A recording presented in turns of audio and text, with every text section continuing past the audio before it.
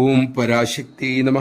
യൂറോപ്പിലെ ഒരു ഭക്തൻ, അദ്ദേഹത്തിൻ്റെ കുഞ്ഞിന് 6 മാസമായി. ഇതേവരെ ഒരു അക്ഷരം പോലും കുഞ്ഞ് ശബ്ദിച്ചിട്ടില്ല. മാതാപിതാക്കൾക്ക് പരിഭ്രമമായി.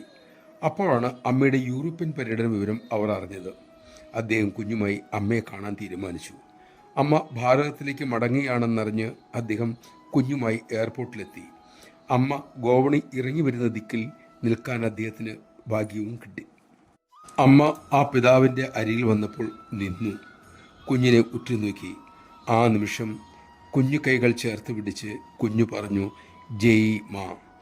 അമ്മ ഉടൻ തൃക്കരം കുട്ടിപ്പിടിച്ച് പറഞ്ഞു, ജയ് മാ.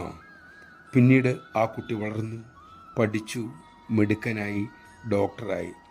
ഓരോ ശസ്ത്രക്രിയ ചെയ്തു കഴിയുമ്പോഴും ഓരോ രോഗിയെ പരിശോധിച്ച് കഴിയുമ്പോഴും അദ്ദേഹം പറയും, ജയ് മാ, നമഃശിവായ.